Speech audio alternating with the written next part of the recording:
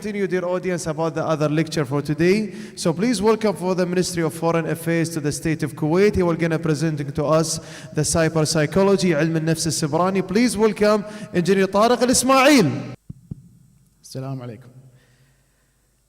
حياكم الله ومشكورين على تواجدكم. معاكم المهندس طارق إسماعيل وراح أتكلم عن السايبر سايكولوجي. This was one of the biggest challenges I faced to get into this field. I come from a technical background. I'm a computer engineer, and I have certificates in cybersecurity. If you need to contact me, whether for questions regarding this session or general questions regarding cybersecurity, please scan the code or just find me at Tariq al-Ismail. I have a social media account on all platforms. So these certificates are very technical. And then I wanted to take a step back and take a look at the human factor.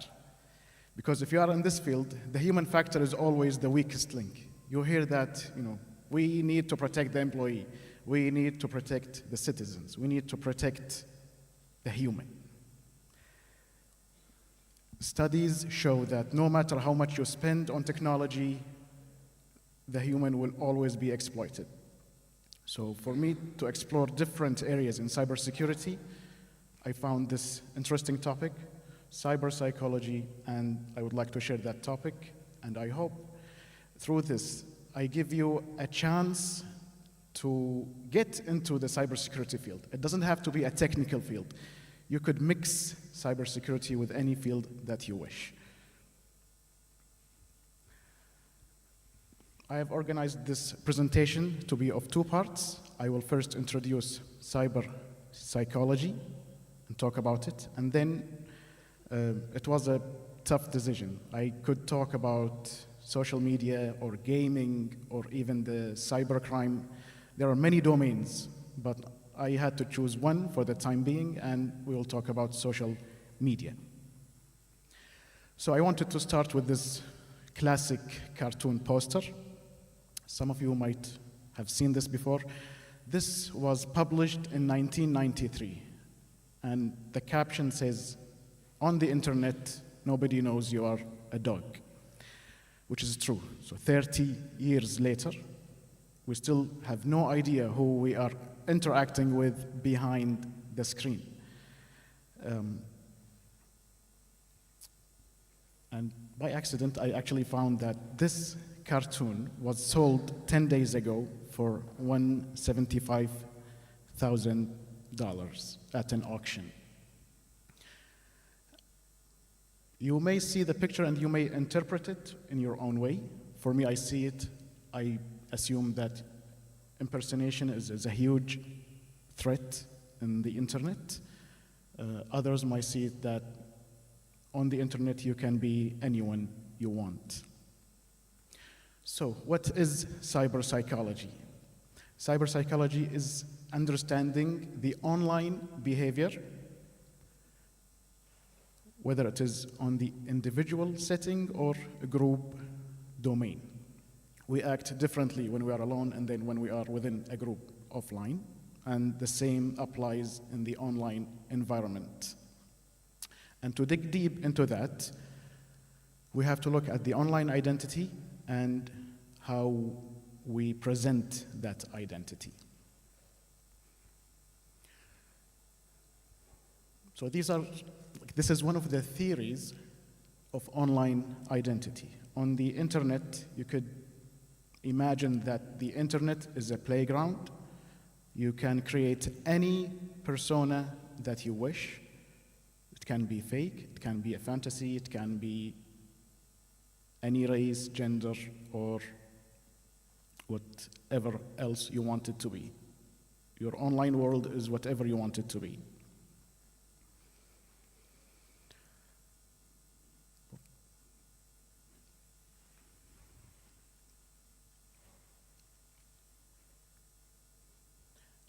And then self-presentation is how we control how others perceive our personality.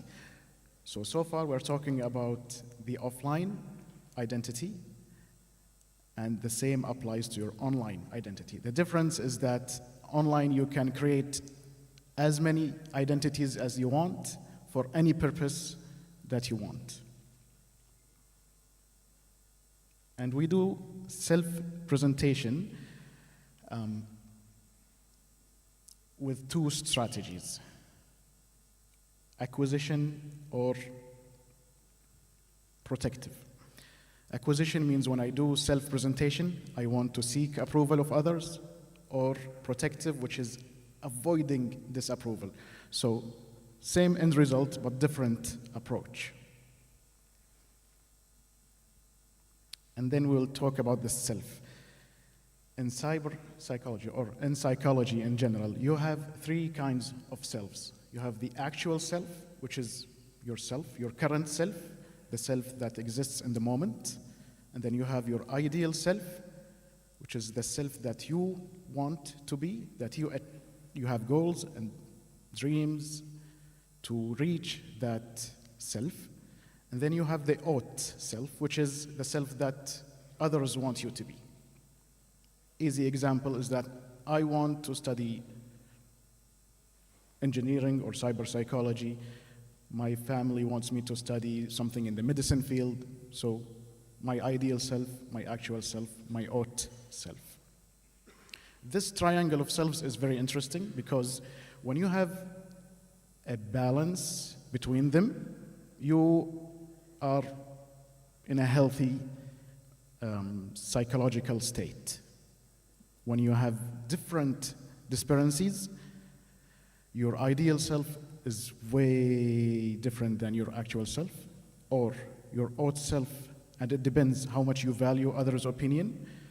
If there is a huge gap between them, there could be some harm on the psychological level.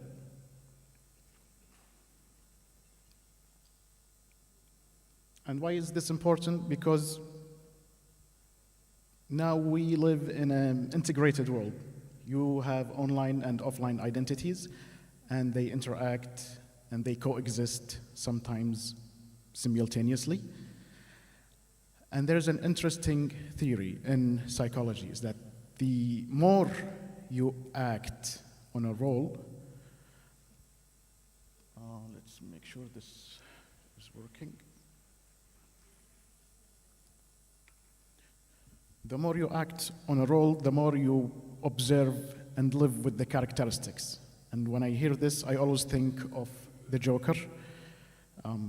The person who acted the Joker, I forgot his name, after some years of acting the Joker, that actor just couldn't get back to his personal self. He just lived as the Joker even off the screen, which is very interesting because the same could happen with your online and offline self.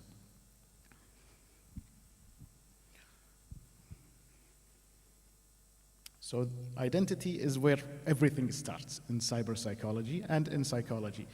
So take a moment to think about your offline self and your online self. How many hats do you wear? How many identities do you present?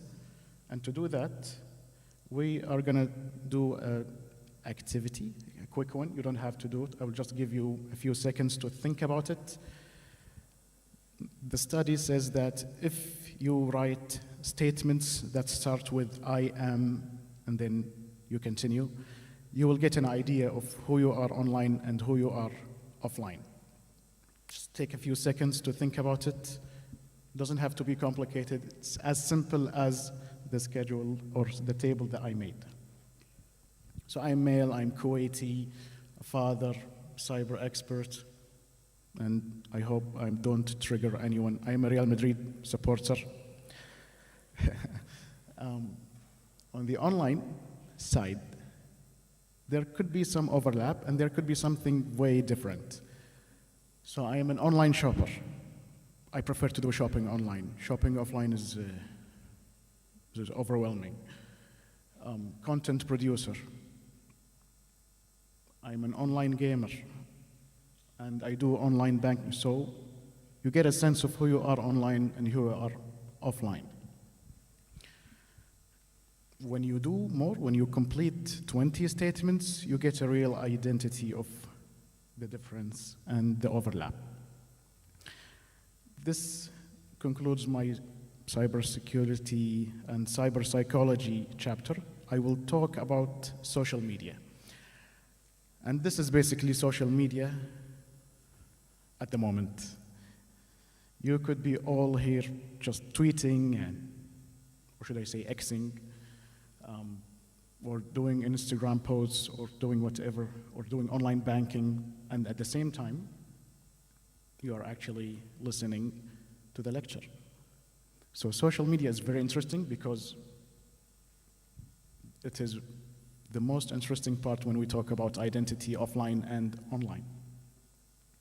So just a quick definition, social media is the form of media where we communicate over the internet. The first known use of the term social media was in 2004. And let's take a look at why 2004. So this is the history and timeline of social media. It started in the late 70s with just like bulletin boards being established, and then improved to blogging. IRC was a major milestone because it was the first text-based real-time messaging. So that was the beginning of something unique.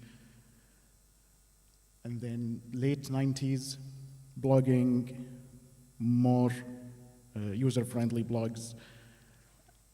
And then you can notice that in 2004, Facebook was established, and it changed the social media completely. Then you have Facebook, YouTube, Twitter, or X, and the rest.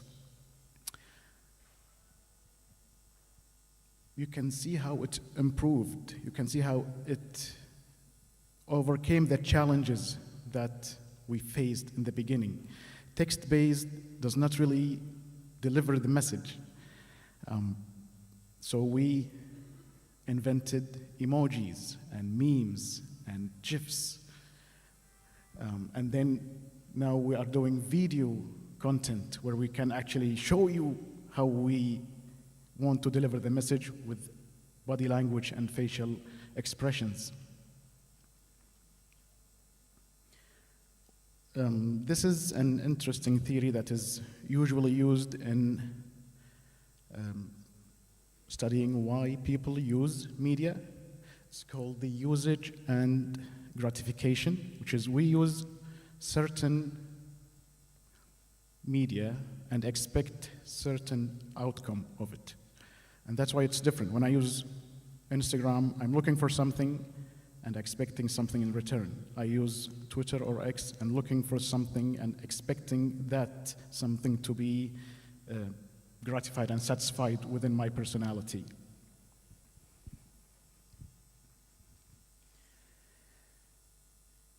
And why we use social media? Because basically it fulfills our social needs.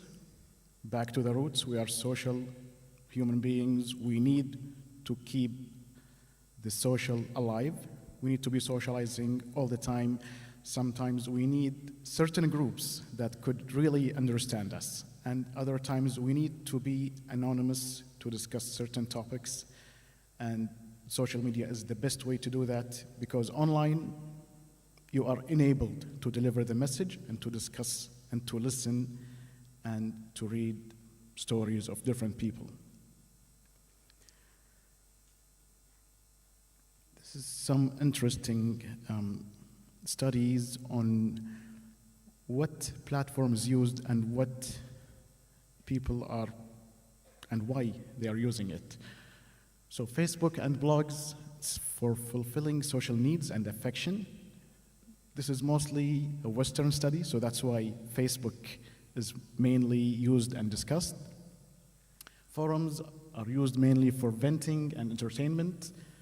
YouTube, it depends on if you are producing the content or consuming it. So it could be just seeking information when you are a consumption, or just entertainment. If you are posting something, you want to do self-expression, you want to deliver messages and a new content that you find interesting.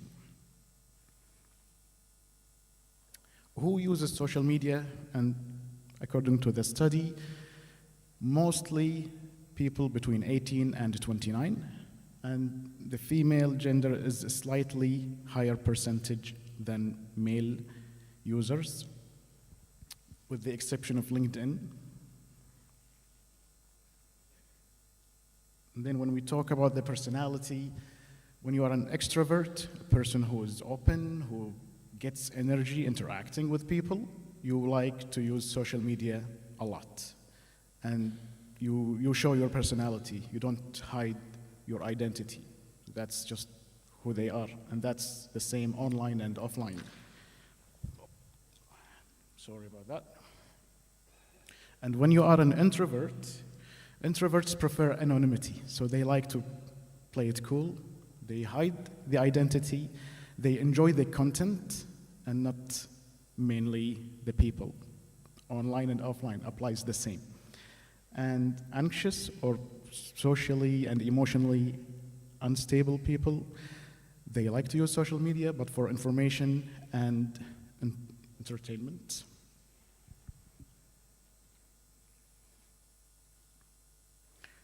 And I am concluding with this slide. Get into cybersecurity. Cyberpsychology is just one part. You could mix any major you want. It's just a shield that can apply to any field of study that you wish. These are the references. Oxford Handbook of Cyberpsychology was a huge reference for me. And this is the feedback survey, which concludes the presentation. I hope you enjoyed it. There's more to come for cyberpsychology, and thank you. Peace.